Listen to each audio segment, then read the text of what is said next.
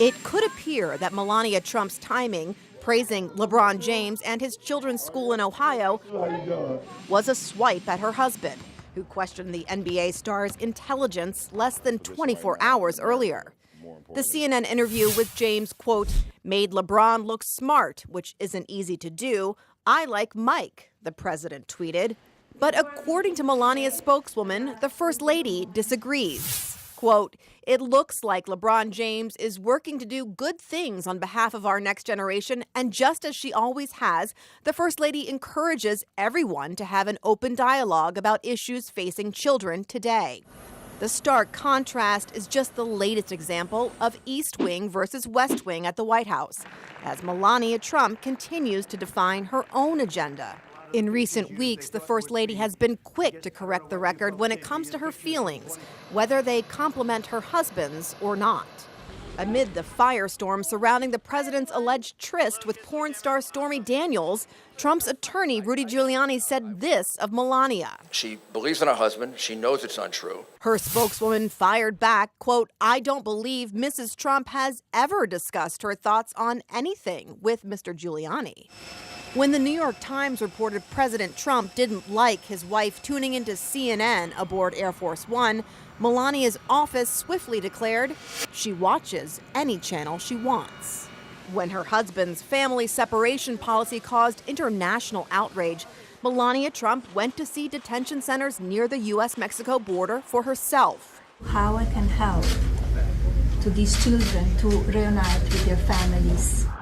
Whether it's taking a separate motorcade to the State of the Union, stealing the spotlight with that white hat moment, or slapping her husband's hand away in public. Everybody loves Melania. They love Melania.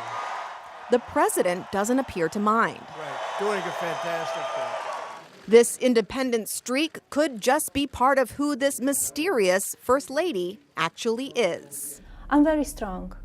People, they don't really know me. People think and talk about me like, oh, Melania, oh, poor Melania. Don't feel sorry for me. I can handle everything. Now, Jake, our colleague Don Lemon, when he talked to LeBron James, LeBron said he wouldn't sit down across from the president of the United States. But Melania, a spokeswoman in that tweet, said that the First Lady is open to sitting down, basically, and visiting LeBron's school, as long as the dialogue remains about children and children education and positive aspects of it. So we'll see if that happens. All right, Kate Bennett, that would be quite a thing. Thanks so much. Let's talk about it with our experts. What do you make of all this? You know, the most surprising thing to me was that she responded, right? I mean, she could have just said no comment. When that came over the transom there and Kate said that this is what happened, I was just like, what is she doing? But it isn't keeping with the ways she's interacted with her husband. It's almost as if sometimes they're having this public marital spat. And in this case, I mean, she's saying that she wants to go visit LeBron James's school. I mean, that was pretty fascinating, too. She didn't have to say that, but she's essentially volunteering herself for an invitation and offering herself up to an invitation to the school that was founded by a man who said that he wouldn't even sit across from her husband. So we'll see where this goes. If she ends up going there, I kind of doubt it. But I think this is going to be an ongoing saga. We're sort of witnessing, I think, in some ways, both her independence, but her tweaking and having plenty of shade for her husband. I've heard some Democrats say that they think that this is all just a ruse to get people who are Trump supporters, but maybe not crazy about the president's behavior all the time, to latch on to a Trump that they can like and keep those people inside the tent. Free Melania. You know, there are cynics who remember when Barbara Bush went to and held AIDS babies with AIDS because her husband's policies, you know, ignored people with AIDS, adults with AIDS, mostly gay men. I think that was Nancy Reagan. No, it was Barbara Bush. Barbara Bush? Yeah. Was it? Yeah, was? it Okay, was. I'm wrong. But and so there might be some of that here. Yeah. But I also think that, you know, there's no sort of covering this. You know, when he does something a tad good, you know, she doesn't kind of get to claim credit for influence and then say, well, I have no influence. You don't get to go visit babies in cages in detention centers on the border and then act like... You don't give her credit for it. Yeah, I don't give her credit for it. I think she responded because on Twitter, everybody was talking about #BeBest, which is her anti-bullying Twitter campaign. And she knows that people were making fun of her for her campaign when he has been such an online bully. And I think that's why she responded. I actually thought that was kind of a power move for her to say, well, I'll go visit your school, LeBron James, when it's pretty clear that LeBron James doesn't want anything to do with the Trumps. And we always talk about how mysterious she is, but I think she is a Trump. She seeks to protect her personal brand and reputation, especially when it comes to kids, every chance he can. So, and they're very good at that. Yeah, and I think she's always protecting that. And I don't care to see the president and first lady fight over Twitter. And in the words of her, I just don't really care. Do you? Do you? What do you make of all this? I mean, do you have to bring me into this debate? Well, I'm just wondering. You're a former Republican official. We've never seen a first lady and a president disagree publicly quite like this. I mean, there have been there was the Barbara Bush thing with the child with AIDS, and then I do remember also during George W. Bush running for re-election, I think in 2004, there was like the suggestion that maybe Laura Bush was supportive of abortion rights, right? That was kind of like slipped in there right before Election Day, and the theory was she's doing that to let women voters know you can trust him. He's not going to. Maybe she was more pro-gay marriage was the other thing. Yeah.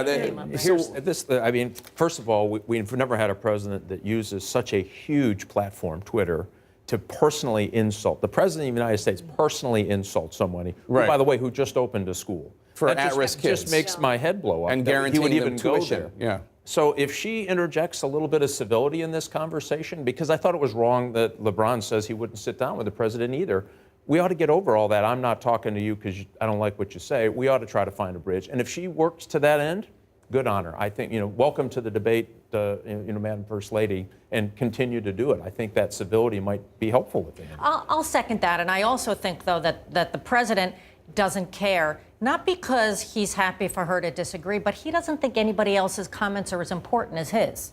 So I think it's that he just makes an assumption that it doesn't really matter what she says because I'm the president and what I say matters most. But it's also notable that when he went to Ohio, he had just obviously insulted LeBron James and maybe he could have, son of Ohio. Son of Ohio. Yeah. He didn't feel comfortable enough when he actually went to Ohio and was before those folks who maybe they don't like LeBron James as much since he's going to the Lakers. But maybe he kind of maybe he took what his wife said and said this is not somewhere I need to go in terms of insulting LeBron James. We'll see if he insults him. And to be completely Machiavellian about it, what if it was just to distract from the fact that there were so many people who found his attack, President Trump's attack on LeBron James and Don Lemon to be racist?